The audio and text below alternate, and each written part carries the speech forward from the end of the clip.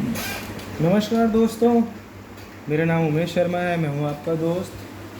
तो दोस्तों, आज बहुत ही इम्पोर्टेंट जो है, मैं आपके आगे एक सेशन लेके आ रहा हूं लैपटॉप के रिलेटेड।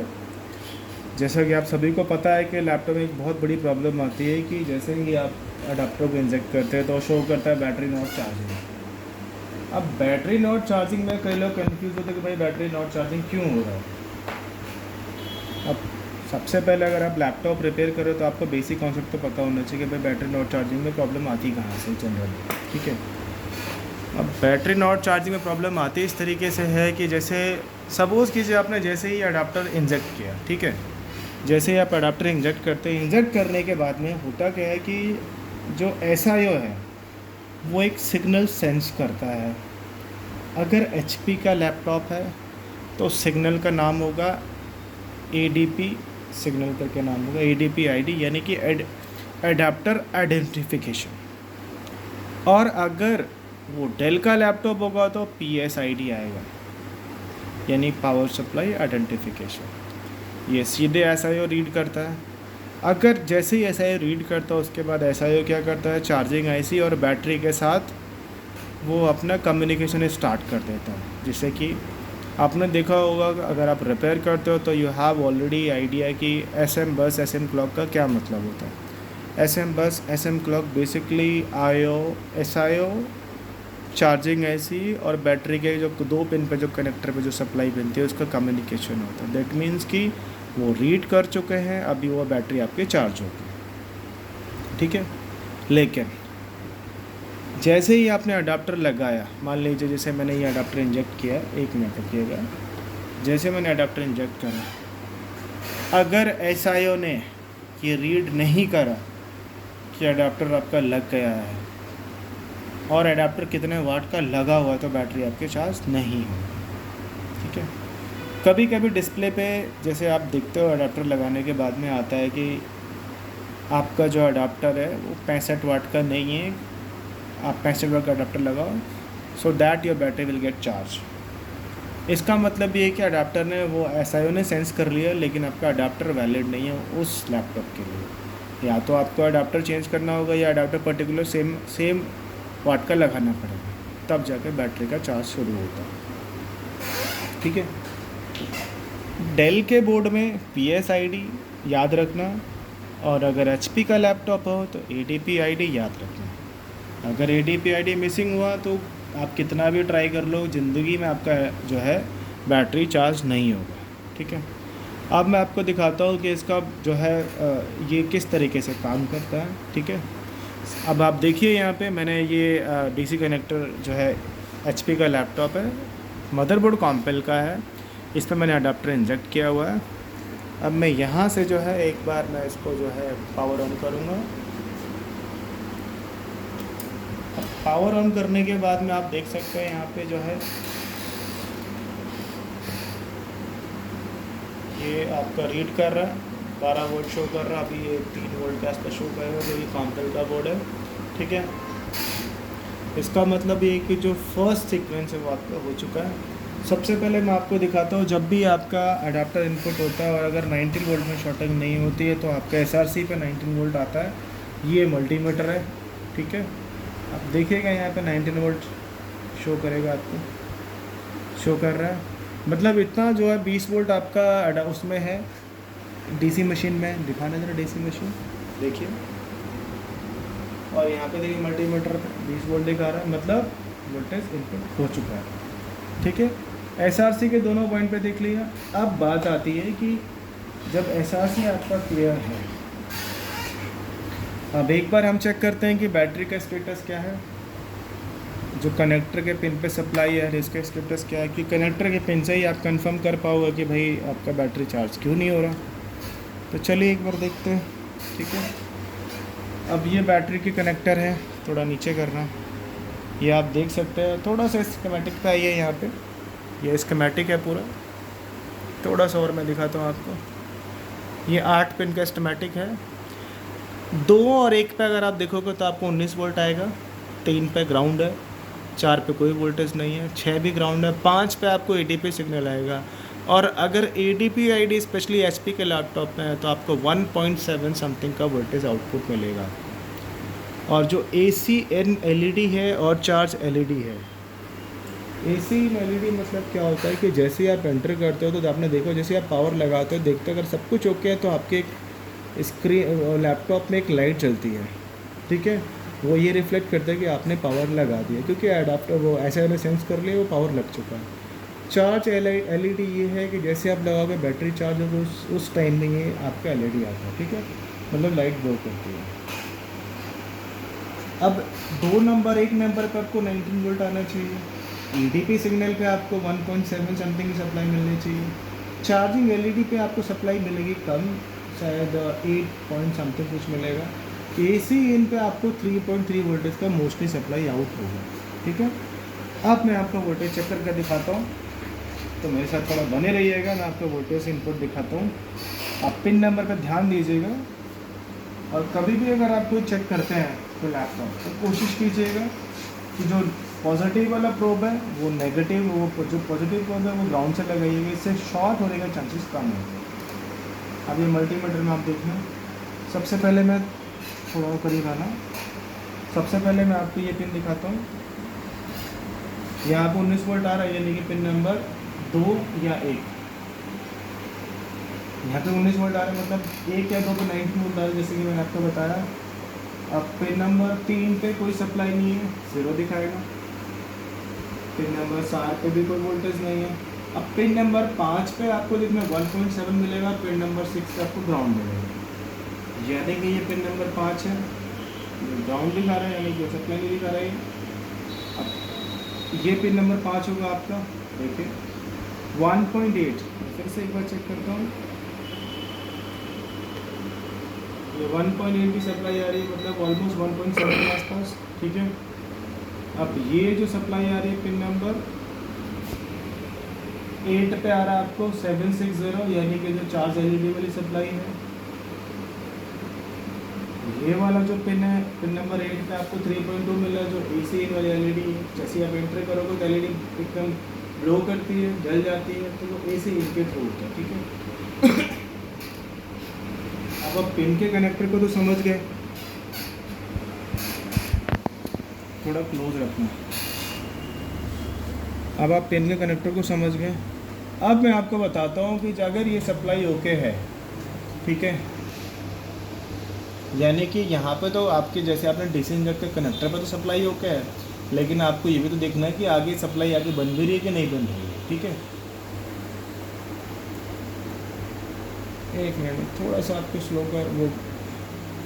अब आप देखिए ये जो सप्लाई निकल रही है PJP1 से कनेक्टर से निकल के आ रही है, ये दोनों पिन से कनेक्ट होते हुए आपका यह आ रहा है PD2, यानी कि PD2 एक डायोड है जिसका नंबर है PD2। और मैं थोड़ा बैक साइड करता हूँ इसको आपको चेक कराने के लिए, ठीक है।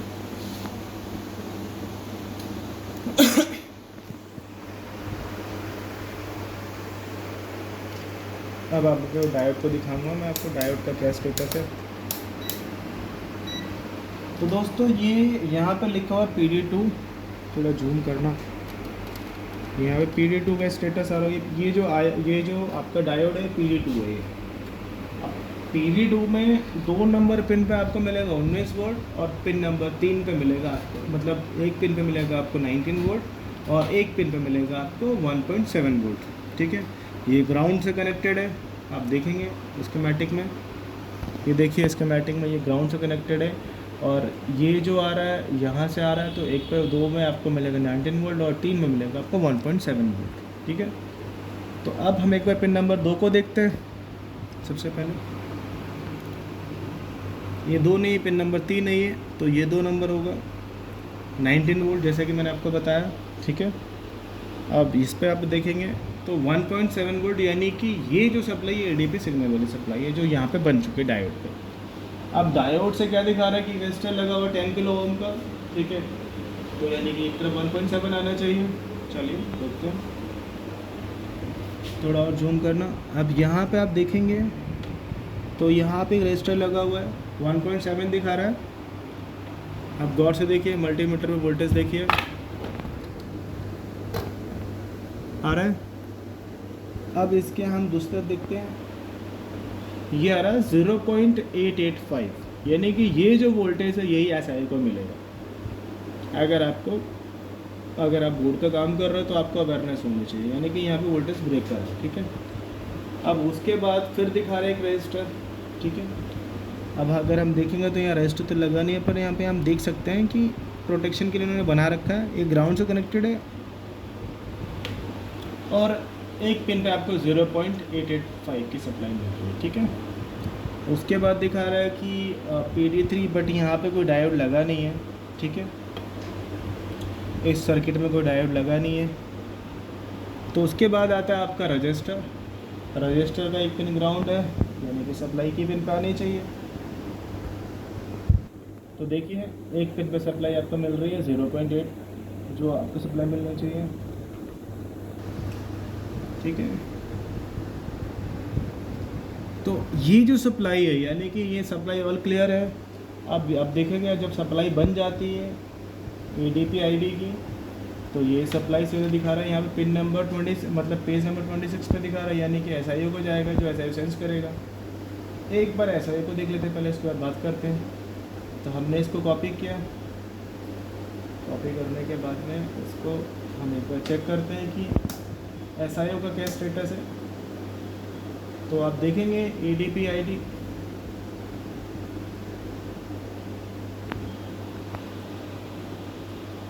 इसमें देखिए ADP ID दिखा रहा है आपको,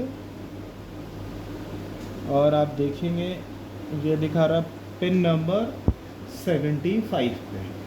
अगर आप देखेंगे, अगर ये सप्लाई बन रही है, अगर ये ADP ID सिग्नल ओके है, तो सीधे SIO को जा रहा है पिन नंबर 75 पे, यानी कि 75 पे आपको 0.0855 की सप्लाई मिलनी चाहिए। तो एक बार मैं SIO पे चेक करके दिखाता हूँ कि सप्लाई आ रही है। अब आप मेरी तरफ ध्यान दीजिएगा, थोड़ा सा SIO पे चेक करते हैं एकदम, क्योंकि इससे क्लैरिफिकेशन हो जाएगा। तो SIO में जैसे कि आप जानते हैं 32 64 128 96 128, यानी 128 की पिन होती है। तो ये 64 यहाँ हो गया। अब 64 के बाद काउंट करते हैं, थोड़ा ऊपर कर लें, 64 65 66 67 68 69 70 71 72 73 74 75। देखिए यहाँ पे, और ये वोल्टेज देखिए 0.877, यानी कि जो आपका वहाँ पे जो कैपेसिटर पे जो सप्लाई आ रही थी वो SIO पे आई, यानी कि इस बोर्ड के अंदर SIO ने सेंस कर लिया ADP ID सिग्नल। मतलब ADP ID सेंस कर लिया, अडाप्टर सप्लाई को उसने सेंस कर लिया है। अब अगर आप अडाप्टर लगाओगे, अगर बैटरी आपकी ओके है तो बैटरी चार्ज होनी चाहिए, ठीक है। अब हम बात करते हैं कि इन केस अगर ADP ID सिग्नल होगी तो आपको क्या करने की ज़रूरत है और कैसे पता चलेगा कि आपका जो बोर्ड है उसमें प्रॉब्लम है, क्या करने की ज़रूरत है। देखिए सबसे पहले दोस्तों ध्यान से देखना, ये वीडियो को पूरा फॉलो करोगे तो आप ये कॉन्सेप्ट आज ही समझ जाओगे। अगर ये ADP ID signal SIO read नहीं कर रही है, ठीक है, अगर ADP ID signal SIO read नहीं कर रही है, इसका मतलब ये कि आपकी SIO में प्रॉब्लम है। प्रॉब्लम क्यों है? क्योंकि अगर सप्लाई रजिस्टर कैपेसिटर तक वहाँ से आ रही है बट SIO रीड नहीं कर रही है, इसका मतलब SIO फॉल्टी है, और इस केस में ऐसा हो भी सकता है। आप ये ना सोचो SIO बड़ी है ऐसी तो प्रॉब्लम नहीं है, बट प्रॉब्लम होती है, ठीक है। आप एक बार हम इसके पुराने वाले सेक्शन में पहुँचते हैं, मैं आपको दिखाता हूँ इसका प्रीवियस वर्जन। अब देखें, जैसा कि ये आपका बैटरी कनेक्टर वाला सेक्शन है, यानी कि यहाँ पे ये जो रजिस्टर लगे हैं, ये रजिस्टर लगा हुआ है, ये आपका कैपेसिटर लगा हुआ है, वो सॉरी ये कैपेसिटर है, ये रजिस्टर लगा हुआ है, और ये एक डायोड है जो कि वोल्टेज को ब्रेक करके आगे भेज रहा है। अगर यहाँ तक वोल्टेज नहीं बनता तो जाहिर सी बात है SIO को रिसीव नहीं होता, ठीक है। और अगर यहाँ तक वोल्टेज बन रहा है, SIO रिसीव कर रहा है, तब वोल्टेज ओके है। और अगर यहाँ तक वोल्टेज बन गया और SIO रिसीव नहीं कर रहा, इसका मतलब ये सेक्शन तो क्लियर है, मतलब प्रॉब्लम आपका SIO में है। ज़्यादातर इन केसेस में क्या होता है मैं आपको बताता हूँ। कभी कभी क्या होता है, जैसे आप अडाप्टर इंजेक्ट करते हैं तो कभी कभी आपको AD की सिग्नल नहीं मिलता है, ठीक है। अडाप्टर आपका ओके है, कंफर्म करने के लिए आप दूसरा अडाप्टर लगा देख लो, फिर भी सिग्नल आपको मिलेगा। इसका मतलब ये होता है कि कई बार जो है ये जो डायोड आपको दिखा रहा है, जैसे PD2 दिखा रहा है, ये डायोड मोस्टली फॉल्टी मिलेगा। अगर ये फॉल्टी नहीं मिल रहा है तो ये जो रजिस्टर जो ब्रेक कर रहा है ये फॉल्टी है। ये भी ओके है तो उसके बाद आपका मान के चलिए कैपेसिटर में दिक्कत होती है। और अगर ये सारी चीज़ें ओके हैं तो फिर तो जाहिर सी बात है, आपको 99% डन है कि आपको SIO ही रिप्लेस करना है। अदरवाइज़ बैटरी आपकी कभी चार्ज नहीं है, क्योंकि SIO रीड नहीं करेगा तो वो बैटरी चार्ज होने नहीं देगा। तो कहने का मतलब ये है कि जब भी आपके पास ऐसा कोई केस आता है, अगर आपके पास लैपटॉप आए HP का, तो AD/PD सिग्नल का ध्यान रखना। और अगर आपके पास लैपटॉप आता है डेल का, तो PSID। अगर ये सिग्नल मिस हो रहे हैं तो लैपटॉप आपका चार्ज नहीं होगा, बैटरी आप कितनी भी चेंज करें, क्योंकि वो सेंस नहीं करेगा। क्योंकि आपको ही पता है कि SIO का रोल क्या होता है, वो सेंस करने के बाद ही परमिशन अलाउ करता है कि आप बैटरी चार्ज हो सकती है। क्योंकि जैसे SIO रीड करेगा तो बैटरी चार्जिंग IC और SIO अपना कम्युनिकेशन शुरू कर देता है, फिर बैटरी का चार्ज होना शुरू हो जाता है। तो दोस्तों, अगर मेरी वीडियो इन्फॉर्मेटिव लगती है आपको तो मेरे चैनल को लाइक एंड सब्सक्राइब कीजिए। और अगर इसके अलावा कोई भी जानकारी आपको चाहिए तो आप मुझे कमेंट बॉक्स में लिख के भेजिए, मैं उसका रिप्लाई कमेंट बॉक्स में बहुत करूँगा। और इसके अलावा और कुछ भी क्लैरिफिकेशन चाहिए, स्पेशली इस केस को लेके, आप मुझे क्लैरिफाई कीजिए, आप मुझे मेंशन कीजिए कमेंट बॉक्स में आके, बेफिक्र होके, बिना सोचे समझे। मैं आपको उसके ऊपर एक वीडियो बना के आपको मैं पूरा सेक्शन ही क्लियर कर दूँ। तो दोस्तों, अगर मेरा चैनल आपको पसंद आता है तो लाइक एंड सब्सक्राइब कीजिएगा, क्योंकि अगर आप लाइक एंड सब्सक्राइब करेंगे तो मैं आपके लिए और बेस्ट से बेस्ट वीडियोस बनाऊंगा, जो कि आपके लिए ट्रेनिंग के लिए बेस्ट रहेगा। और इन केस अगर किसी को लैपटॉप का कोर्स करना है चिप लेवल का, आप बेझिझक मेरे नंबर पे कॉल कीजिए। जो बेस्ट प्राइस होगा, जो आज तक कोई ले रहा नहीं स्टूडेंट्स के लिए, वो मैं चार्ज करूँगा। डेमो क्लास लेके देखिए, अगर आपको लगता है कि मैं बेस्ट नहीं पढ़ा पा रहा हूँ आपको, तो आप ऑब्वियसली आप छोड़ सकते हैं, ऐसा कोई प्रेशराइजेशन नहीं है। बट एटलीस्ट आप एक डेमो क्लास लेके देखिए कि आपका डाउटफुल क्लियर हो रहा है कि नहीं है। जो डाउट आपके माइंड में है किसी भी सेक्शन को लेकर, चाहे वो रैम सेक्शन हो, चाहे SOC हो, चाहे आपका VRM सेक्शन हो, चाहे GFX हो, चाहे कोर हो, चाहे फ़ैन हो, कोई भी सेक्शन XYZ हो आपका, वो सारा का सारा क्लियर करूँगा मैं आपको। दोस्तों, आज के लिए thank you so much. So I hope कि आप, और अगर आप मेरा ये वीडियो देखें तो पूरा वीडियो देखना, क्योंकि अगर आप थोड़ा ही वीडियो देखेंगे तो आपको कुछ क्लियर नहीं हो पाएगा। Thank you so much. जय हिंद, जय भारत।